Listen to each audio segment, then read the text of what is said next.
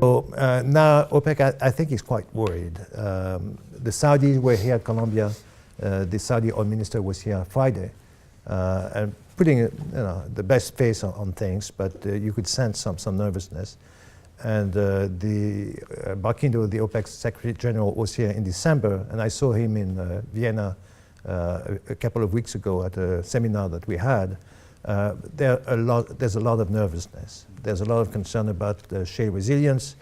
There's a lot of concern about peak demand, about long-term demand, increased speculation about the energy transition, that long-term demand for oil would start to decline in the foreseeable future because of the transition to cleaner fuels. So there's lots of concerns. And I think to some degree their concerns are overstated, because I think that their fears of shares return to the market, of shares increase, are a little bit overstated.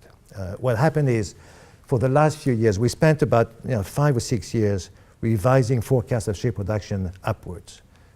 Starting in 2007, every month, forecasts from the EIA in Washington, from the IEA in Paris, from others, were revised upwards, and shale production kept surprising on the upside. And it kept surprising on the upside during the downturn. Sure, there was a contraction in shale production, but it took longer than people expected, and it was much shallower than people expected. And now shale is coming back faster than people expect.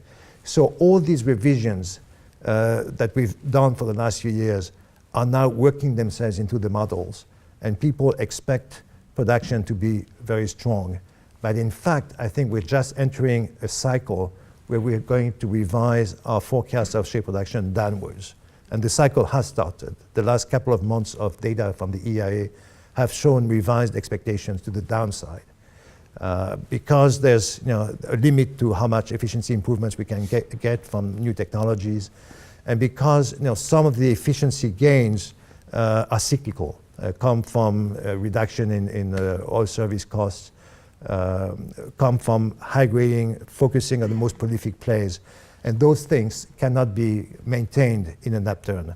There's going to be some reinflation of service costs, and the high grading of locations, by definition, cannot be scaled up.